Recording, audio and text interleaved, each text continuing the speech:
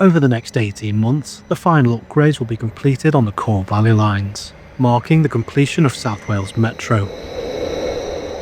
I provided an update about the Cardiff Bay line, remaining upgrades, and an overview of South Wales Metro in a previous video, so I'd encourage you to watch that if you haven't already.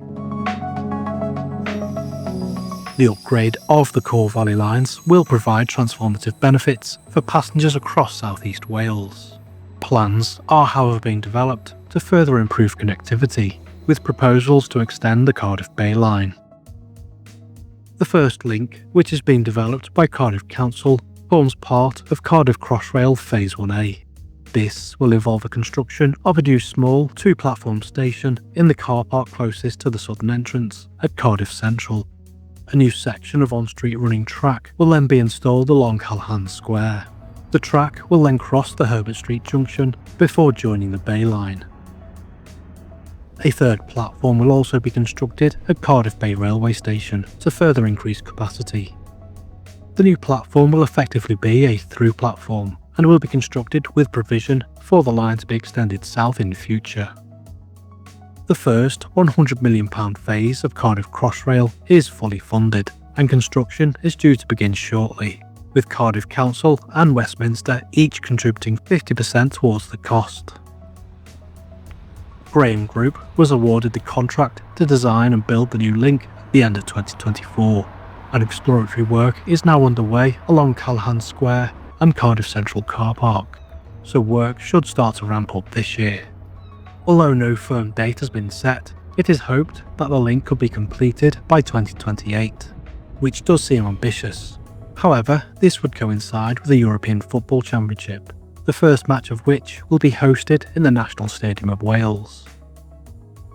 The service pattern hasn't been fully finalised yet, but it's assumed that the service between Cardiff Central, Butetown and Cardiff Bay will act as a shuttle, with diagrams from Herbert, Aberdare and Merthyr Tydfil reversing at Cardiff Bay, heading to Central and then back towards Queen Street. To operate the service, Transport for Wales has purchased Class 398 CityLink Tram-Trains, which are designed to operate on heavy rail lines and have a top speed of 62 mph, which is more than sufficient for the lines on which they'll operate, which have closely spaced stations. The units also have extras such as car horns and indicators for when running along streets. Purchasing Tram-Trains, which will operate mostly on heavy rail lines, and only on a short 1.4 km long light rail route, may seem somewhat peculiar. However, Phase 1A is seen as a crucial step towards further extensions in future, and the new station at Central and link to the Cardiff Bay line is seen as a crucial launching point for further Crossrail extensions. Phase 1B will see the line extended to Pierhead Street, and will form an important part of the Atlantic Wharf development, which will include the construction of a new 16,500 capacity arena. Although not funded yet, the project has strong political support and is thought would provide very good value for money.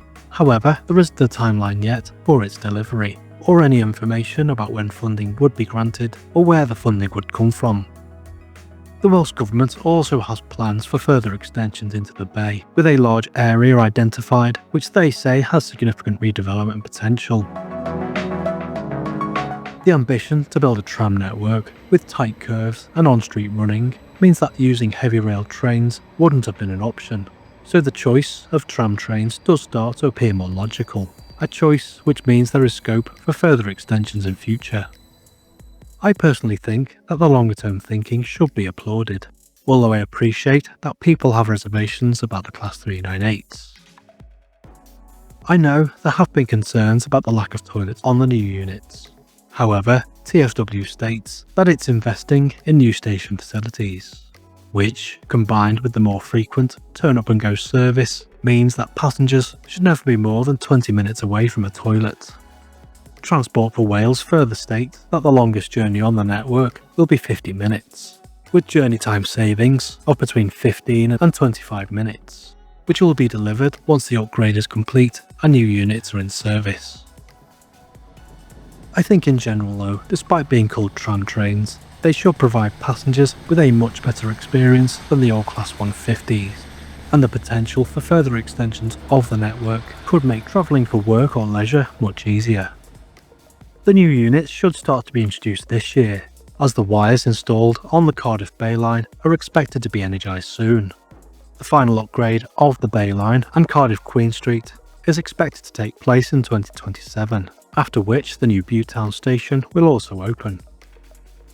This was only a brief update, but it was too much to include within the previous South Wales Metro video. However, I hope to provide further updates once construction gets underway on Phase 1A, and if or when further information is released about Phase 1B. Just before I go, I'd like to say a big thank you to the Patreon and YouTube members who support the channel and help to make videos like this possible.